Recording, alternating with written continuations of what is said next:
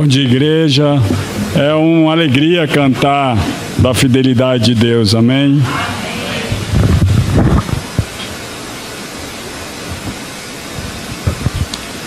Amém. E ontem nós estávamos lá na nossa igreja em casa e nós estávamos falando da sexta chave, que é imitar.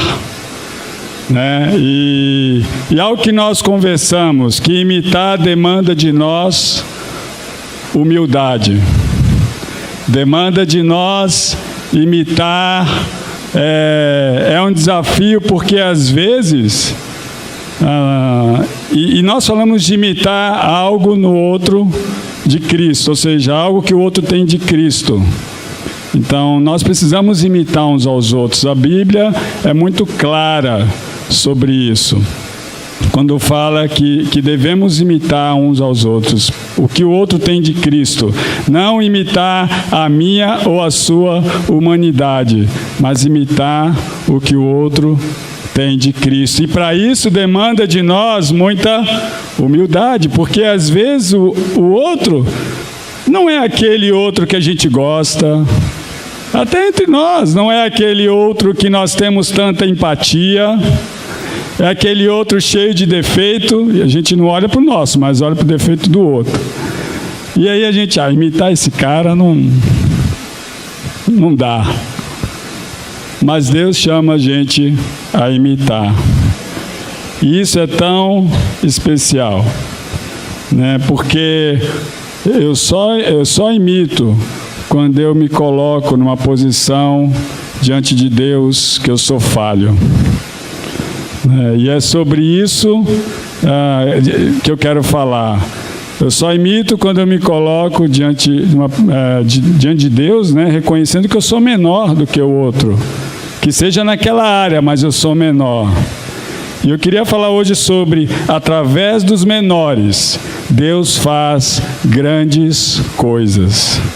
Então, se você hoje tem se achado menor, se você hoje tem se achado fraco, se você hoje tem se achado incapaz, minha oração é que o que Deus vai falar aqui através da sua palavra possa encorajá-lo, amém? Vamos orar. Deus amado, como é especial, Pai, ter a certeza de que o Senhor é o único Deus perfeito. E que nós, Pai, sendo falhos, sendo debilitados, ainda assim, o Senhor nos ama. O Senhor nos ama e o Senhor nos dá o poder do Teu Santo Espírito. O Senhor nos dá a Tua palavra para nos fortalecer e nos usar para Te agradar, Pai. Pai, que essa manhã possamos colocar nossas mentes e nossos corações no Senhor. E é em nome de Cristo que oramos. Amém. Vamos abrir em Juízes, capítulo 6. Deixa eu pegar minha água aqui.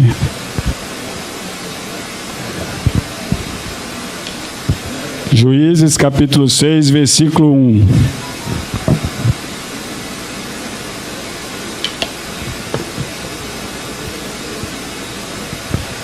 Bom, o livro de Juízes é um livro onde nós podemos ver a história do povo de Israel, onde o povo pecava contra Deus, aí aparecia um juiz, Deus levantava um juiz e esse homem ou essa mulher ajudava o juiz a voltar para Deus, ajudava o povo a voltar para Deus, né? E aqui o povo está passando por uma fase de paz de 40 anos. Então o povo de Israel estava em paz fazia 40 anos. Antes tinha Débora e Baraque, que trabalhou com o povo, que ajudou o povo a voltar para Deus. Mas aí, 40 anos depois, durante 40 anos após a morte de Débora e Baraque, aconteceu algo bem ruim com esse povo. E nós vamos ler agora. Então, Juízes, capítulo 6, versículo 1. O povo de Israel pecou contra Deus, o Senhor, e por isso ele deixou que o povo de Midian os dominasse durante 7 anos. Os israelitas se escondiam dos midianitas em cavernas e em outros lugares seguros nas montanhas, porque os midianitas eram mais fortes do que ele. Todas as vezes que os israelitas semeavam, os midianitas vinham com os amalequitas e os povos do deserto e os atacavam. Acampavam na terra e destruíam as suas colheitas até o sul, perto de Gaza. Não deixavam nada para os israelitas viverem, nem ao menos uma ovelha, uma vaca ou um jumento. Chegavam com seu gado e as suas barracas, e eram tão numerosos como os gafanhotos. Eles e os seus camelos eram tantos que nem dava para contar. Vinham para destruir a terra, e o povo de Israel não podia com eles. Então os israelitas pediram socorro a Deus, o Senhor. A Bíblia diz que esse povo vivia em paz, porém, por causa do seu pecado, por causa que eles estavam adorando o Deus Baal, eles fizeram algo que Deus reprovava. E é assim conosco, né, irmãos? Quando nós fazemos algo que agrada a Deus, nós vivemos em paz. Podemos estar sofrendo, mas vivemos em paz. Quando a gente faz algo que Deus reprova, não dá para ter paz. Pelo menos eu não consigo. Eu às vezes fico pensando como é que esses políticos conseguem dormir em paz. Eu não consigo ter paz. E sabe, e isso é algo que precisamos pensar. Eu estou em paz hoje, porque se você não está em paz, tem algo, pode ter algo no seu coração que Deus não reprova. E eu entendo que quando eu não estou em paz, eu estou longe de Deus. E Israel, então, por causa disso, estava vivendo um momento sem paz. Imagina a situação. Os midianitas eram nômades naquela época. Eles eram um povo, eles não tinham casa, eles não tinham lar, eles andavam pelo deserto, eram piratas. E é interessante um fato histórico, há estudos que dizem que foi nessa época que os camelos começaram a ser domesticados, começaram a usar os camelos como animais domésticos. E eles então eram pioneiros disso. Então imagina eles virem com jumentos e camelos invadindo o povo de Israel, né? Era como se fosse um tanque de guerra o camelo naquela época. Imagina, os caras não tinham nem reação. E eles eram muito poderosos e numerosos. E eles assolavam o povo de Israel. E o mais interessante aqui, o que me chama a atenção, é que o povo demorou 7 anos para buscar a Deus. Eles tiveram que chegar no fundo do poço, num estado deplorável, de não ter mais força para nada, para buscar a Deus. Às vezes somos assim, não? Somos tão rebeldes que preferimos viver sofrendo no nosso pecado, do que clamar de todo o coração a ajuda de Deus. Eu acredito que durante esses 7 anos, eles também, apesar que eles estavam adorando o Deus Baal, talvez alguns ali buscavam a Deus. Mas eu não sei se eles buscavam com toda a intensidade. A Bíblia não fala, eu estou aqui apenas especulando uma situação, né? Mas o fato que a Bíblia fala é que eles, depois de 7 anos, clamaram a Deus. A boa notícia disso tudo é: clame a Deus, que Deus vai te acudir, que Deus vai te ajudar, que Deus vai tirar você do desespero, como esse povo estava desesperado. E bom, e após eles clamaram a Deus, Deus apareceu. Vamos lá, no versículo 7. Quando eles oraram ao Senhor por causa dos midianitas, Ele mandou um profeta e lhes disse: assim diz o Senhor, o Deus de Israel: eu tirei vocês da escravidão do Egito, eu os livrei dos egípcios e dos que lutaram contra você aqui nesta terra. Expulsei os seus inimigos e dei a vocês a terra deles. Eu disse que o Senhor, o Deus de vocês, e que vocês não deviam... eu disse que sou o Senhor, o Deus de vocês, e que vocês não deviam adorar os deuses dos amorreus que viviam nesta terra, mas vocês não quiseram ouvir. Bom, aqui Deus responde a oração deles, começando com a primeira chave da fé. Qual é? Lembrar.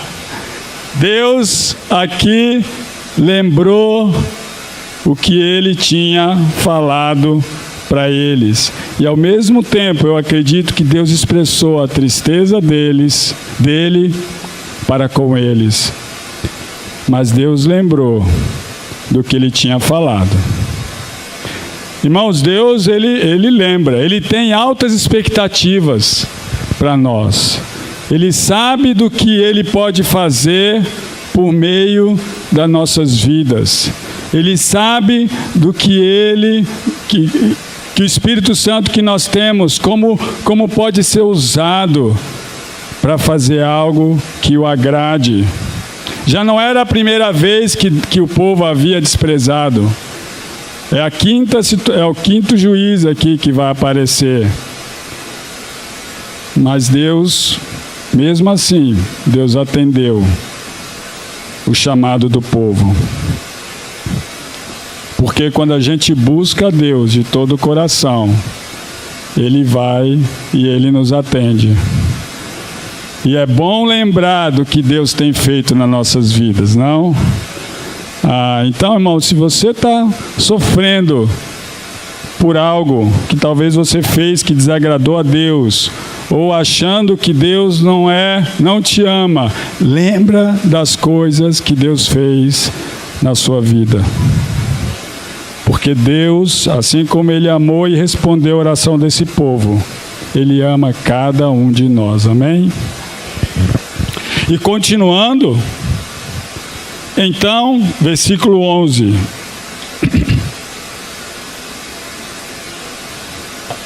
Então o anjo do Senhor veio e sentou-se debaixo de um carvalho que havia perto do povoado de Ofra. Esse carvalho pertencia a Joás, que era da família de Abiazer. O seu filho Gideão estava malhando trigo no tanque de pisar uvas, escondido, para que os midianitas não o encontrassem. Então o anjo do Senhor apareceu a ele e disse: você é corajoso e o Senhor está com você. Então imagina a situação aqui. Deus, um anjo aparece, estava lá Gideão malhando trigo no lugar de pisar uvas, de fazer vinho, né? Então ele estava no lagar, que chama. Lagar é um espaço onde, imagina, é um tanque, né, digamos, de pedra. Eu acredito que deve ter aí uns...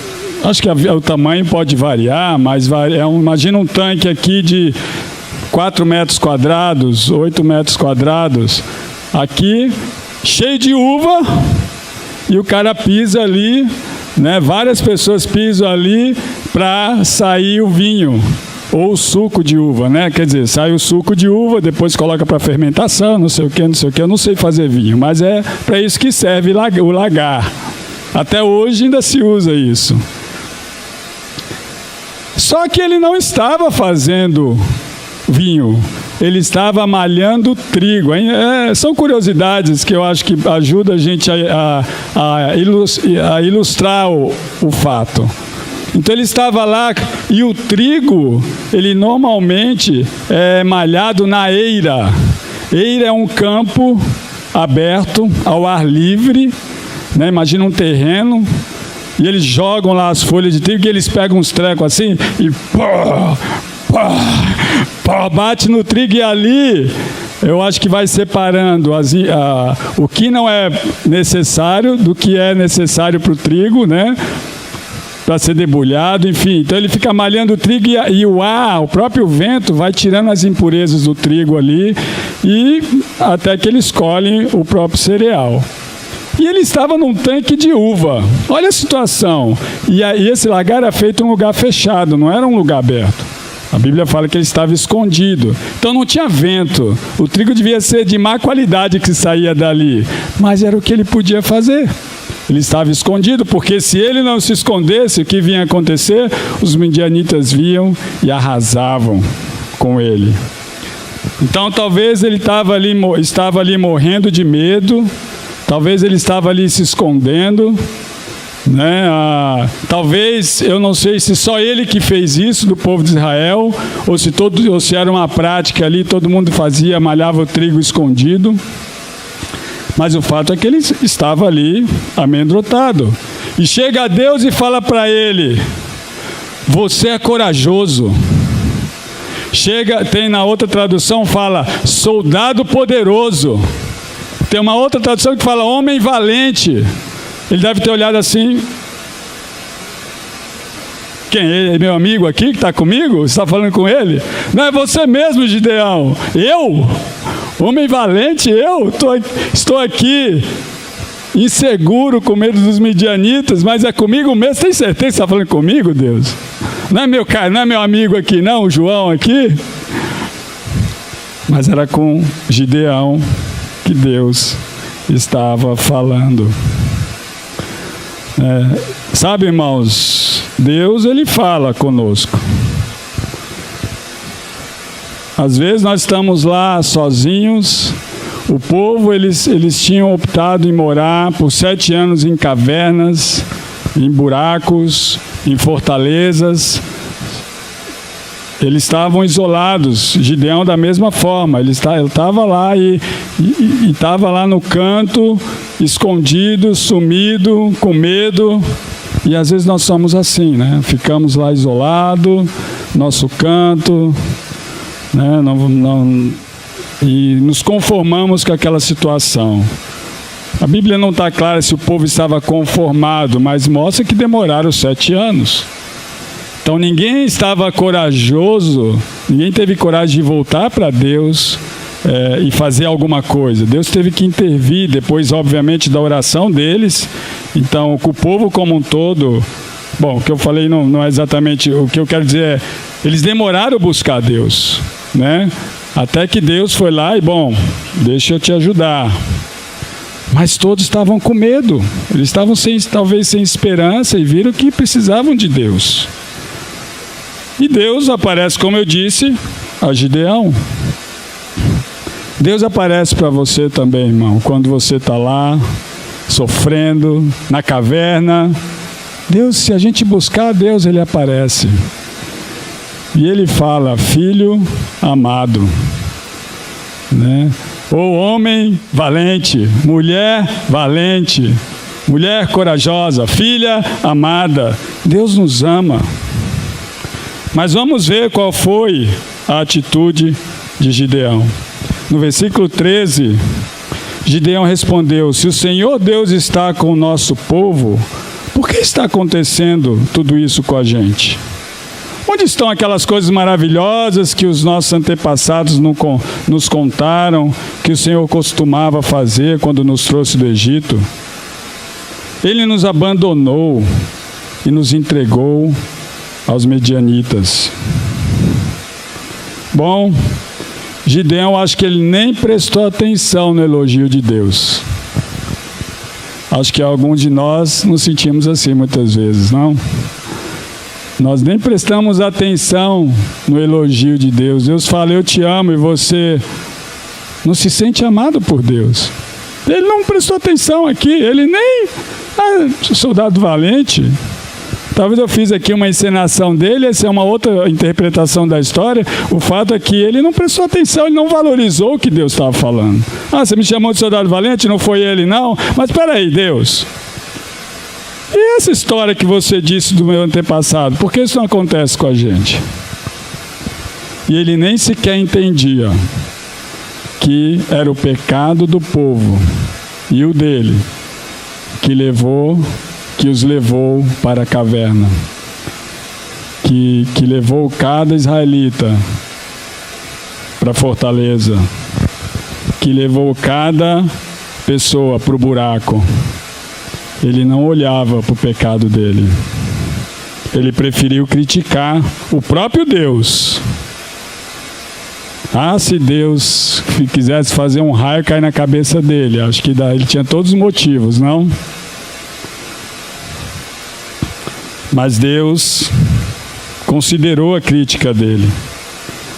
Ou melhor, desconsiderou a crítica dele. Porque no versículo 14... então o Senhor Deus ordenou a Gideão: vá com toda a sua força e livre o povo de Israel dos midianitas. Sou eu quem está mandando que você vá. Gideão respondeu: Senhor, como posso libertar Israel? A minha família é a mais pobre da tribo de Manassés, e eu sou a pessoa menos importante da minha família. Bom, Gideão aqui se achava um ninguém, um Zé Ninguém, como diz o ditado.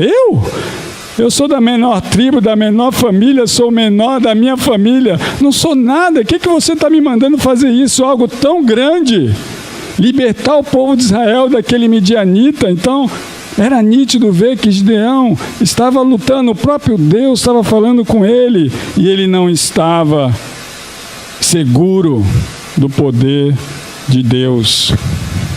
Sabe, irmãos, Deus, Ele nos usa poderosamente.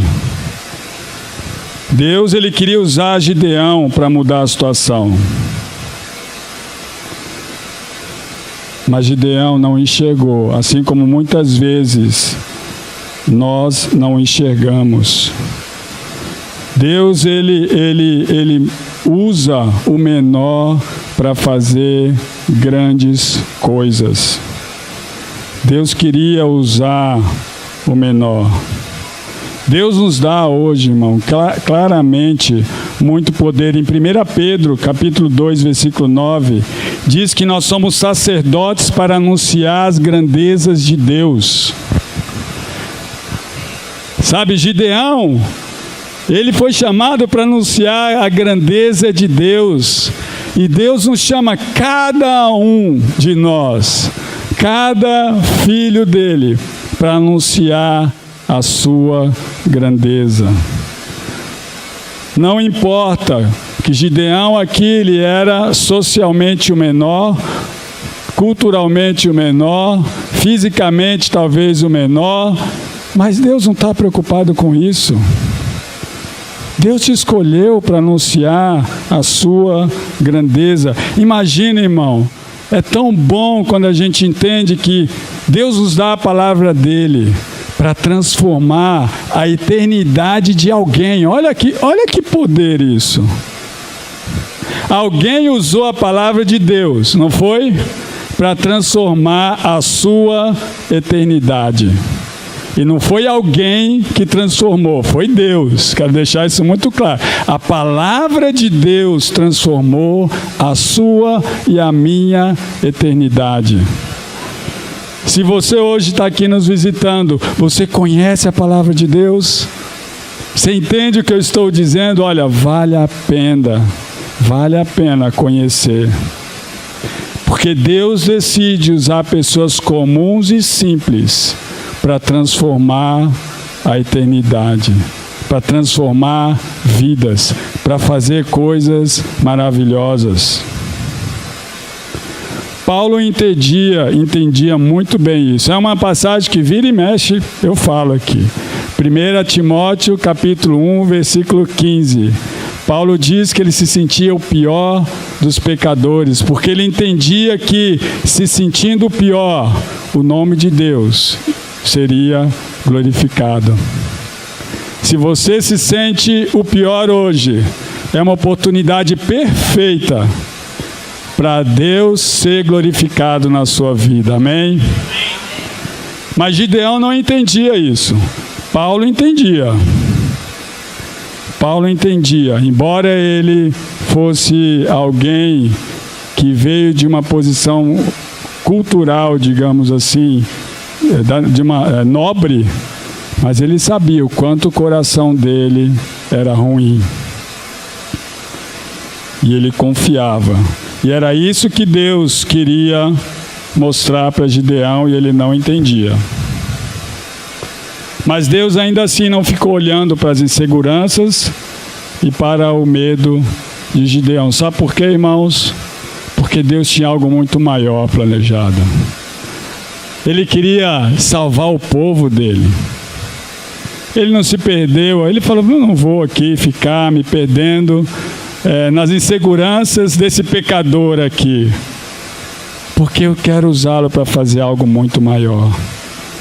As expectativas que Deus tem para nós é muito maior. Eu me perco tão fácil no meio das picuinhas muitas vezes. Coisas pequenas. E deixo de ver o que Deus tem para fazer. Versículo 17. E Gideão, ainda não convencido, respondeu: se tu está contente comigo, então dá-me uma prova de que és tu mesmo que está falando. E por favor, não vá embora até que eu te traga uma oferta. Espera aí, Deus, aguenta aí que eu vou rapidinho lá dentro e já volto. Vou fazer um cabritinho aqui para você. E foi lá, fez, ofereceu a oferta para Deus. E lá no versículo 21b, vou ler o 21 todo. Em seguida o anjo estendeu o bastão que tinha na mão e tocou com a sua ponta a carne e o pão. Então saiu fogo da pedra e queimou a carne e o pão. E o anjo desapareceu. Aí Gideão compreendeu que era mesmo o anjo do Senhor que ele tinha visto e disse apavorado: ai de mim, Senhor, meu Deus, eu vi o anjo do Senhor face a face. Mas o Senhor respondeu: não fique com medo, tudo está bem, você não morrerá. Gideão construiu ali um altar para o Senhor, para o Deus o Senhor, e o chamou O Senhor é Paz. Talvez agora Gideão entendeu que Deus queria trazer paz para o coração dele, que Deus queria trazer paz para o povo. Talvez ele entendeu. E aí Deus deu ordens para ele. E a história continua. Eu não vou ter tempo para ler a história toda, mas Deus manda dar a primeira ordem para ele. Versículo 25. Naquela noite o Senhor disse a Gideão: leve o touro que pertence a seu pai e outro touro de 7 anos e derrube o altar do deus Baal, que é do seu pai, e também o poste da deusa Aserá, que está ao seu lado. E sabe, Gideão corajosamente foi lá, a Bíblia fala. Mas sabe quando ele foi? à noite. Deixa eu fazer. Tá bom, Deus, eu vou, mas eu vou na moita, tá? Vou lá, vou destruir tudo de noite, porque senão, imagina meu pai me ver destruindo algo que é dele. Bom, Deus obedeceu. Gideão obedeceu a Deus. Foi inseguro, foi com medo, mas foi. Às vezes, bom, ele fez o que agradava a Deus, coração não estava muito lá, totalmente confiante, mas ele foi. Vai, meu irmão. Temos que ir, mesmo não tão confiante, que seja à noite, vai. Deus vai te usar. Mas é claro que a expectativa de Deus é que a gente possa ir à luz do dia, né? Que nós possamos confiar totalmente em Deus. Beleza, agora Gideão, então, depois dessa, ele ficou totalmente confiante. Não. Mais uma vez, né? Ele questiona Deus. Mais uma vez, e você lendo lá, você vai ver que ele questionava Deus. Ele não confiava totalmente em Deus. Mas ele foi. E é interessante no capítulo 7, eu não vou ler, porque aí chegou o momento de Deus, o exército israelita confrontar os midianitas, né? E aí Deus fala para Gideão, olha só, ele tinha 32 mil homens. E ele fala, Gideão, faz o seguinte, manda os que estão com medo embora para casa. Ele deve ter pensado assim, caramba, eu tenho 32 mil homens, vai ficar 20, só vou ficar com 10 mil. Tá bom, Deus. Ó, você que está com medo, tchau. 20 mil foram embora, ó. Sumiram. Beleza, aí eu não vou para essa guerra não, estou morrendo de medo. Ficaram 10 mil. E como não se bastasse, Deus falou, espera aí, Gideão, ainda você tem muita gente. E aí ele selecionou, só 300 ficaram. O que lamber a água, põe todo mundo no rio. Os que beberem água lambendo igual cachorro, fica. Os que ajoelharem, pegar a água e ajoelhar e beber, não fica. E aí ficou lá os 300. 300 homens de 32 mil, só 300. E a Bíblia fala que Deus fez isso para que o nome dele fosse exaltado. Deus conhecia o coração de Israel e de Gideão. Não imagina se Gideão com 32 mil ganha a guerra. Aí, meu amigo, ele ia sair de lá. Eu sou o maior. Às vezes a gente ganha uma guerra, eu sou poderoso. A gente nem ajoelha para agradecer o que Deus fez nas nossas vidas, né? Muitas vezes. Mas Deus aqui não queria isso de Gideão, não esperava isso de Gideão. Sabe, irmão, o que eu quero mostrar com essa história é que Deus, Ele pode nos usar para fazer grandes coisas. Eu quero terminar em Hebreus, lendo mais duas escrituras. Vamos lá agora para Hebreus. Se você depois quiser ler toda a história de Gideão, não é grande. Você vai ver que você vai entender melhor o que nós falamos aqui hoje. Mas em Hebreus, capítulo 1,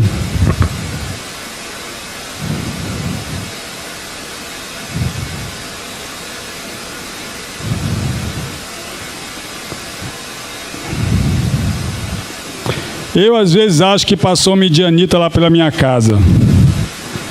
Ultimamente está quebrando tudo lá. Quebrando meu dente quebrando liquidificador, quebrando carro, quebrando geladeira, quebrando mixer, quebrando ventilador, quebrando tudo. E haja dinheiro para consertar esse negócio. Então, às vezes eu acho que a gente precisa orar lá em casa para afastar os midianitas lá, porque a coisa está feia.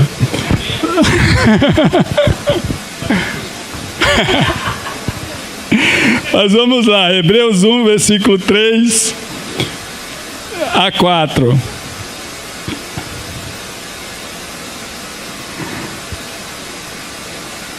O Filho brilha com a glória de Deus e a perfeita semelhança do próprio Deus. Ele sustenta o universo com a sua palavra poderosa.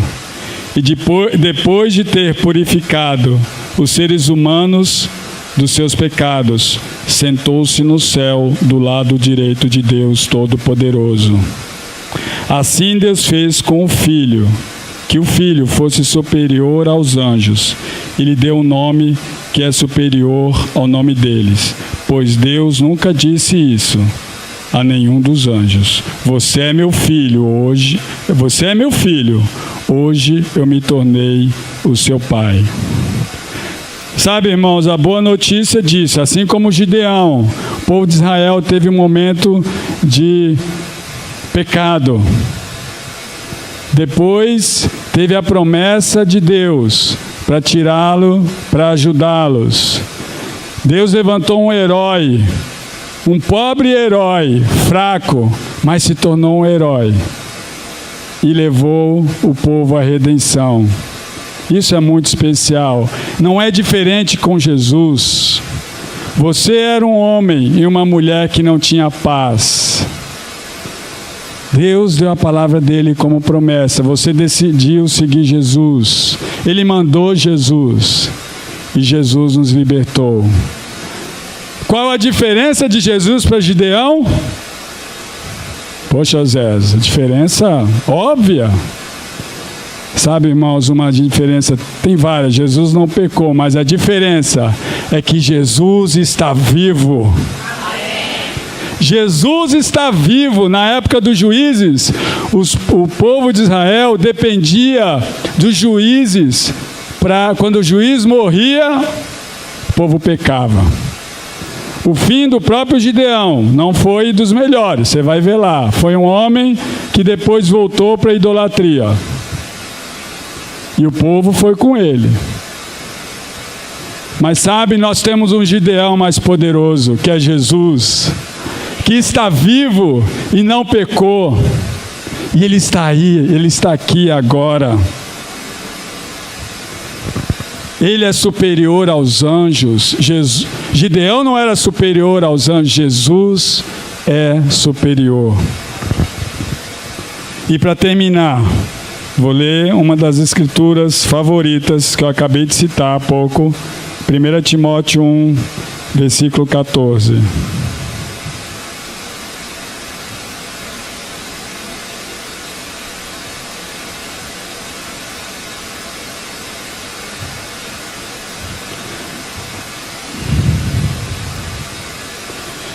Primeira Timóteo, capítulo 1, versículo 14. E o nosso Senhor derramou a sua imensa graça sobre mim e me deu a fé e o amor que temos por estarmos unidos com Cristo Jesus.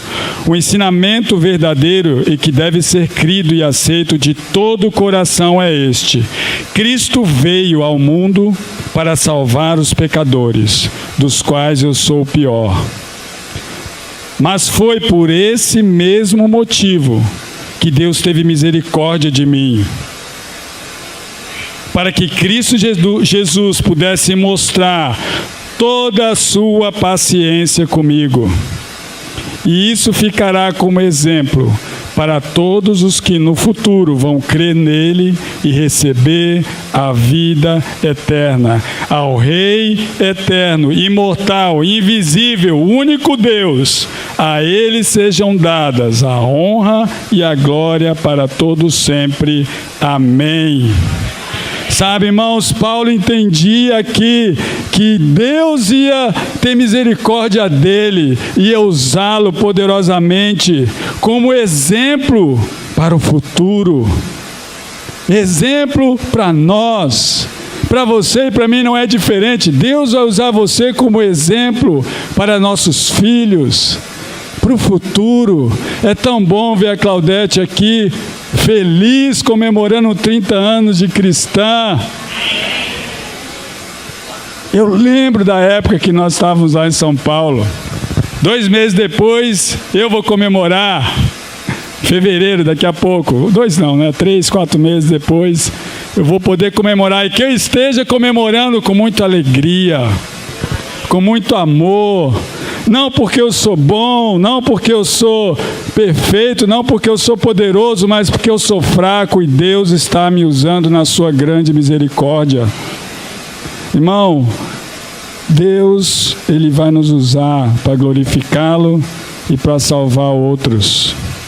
Assim como usou um pobre Gideão lá, Deus quer nos usar. Basta a gente ter um coração de imitar, como Paulo fala aqui, né? E ficará como exemplo para que todos que no futuro vão crer nele e receberá a vida eterna. Ficará como exemplo.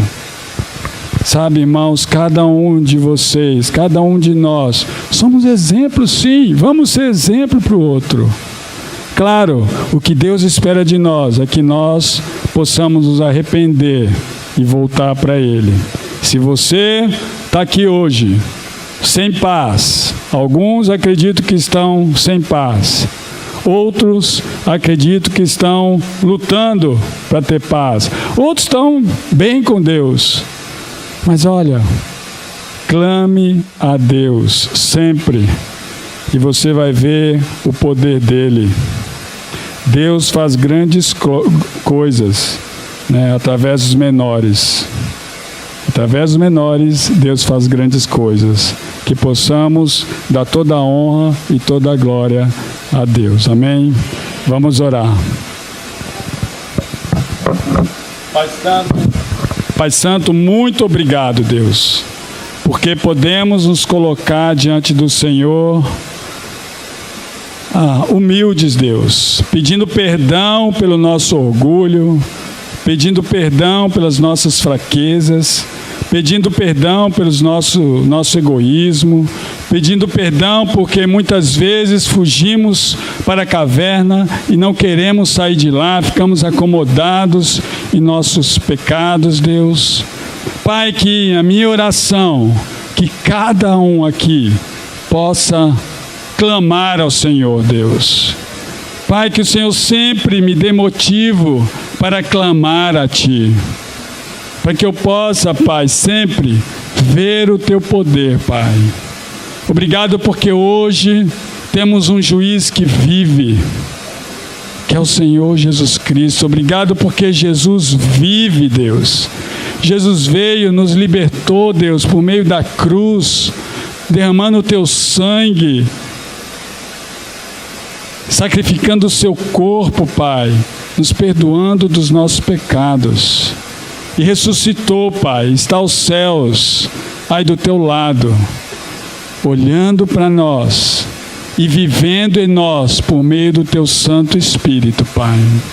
Pai, a minha oração é que cada um aqui sinta-se confiante, não em nós mesmos, mas que possamos colocar nossa confiança no Senhor, Pai. Muito obrigado. Oramos em nome de Jesus. Amém. Meus irmãos, muito obrigado. Nosso culto está encerrado.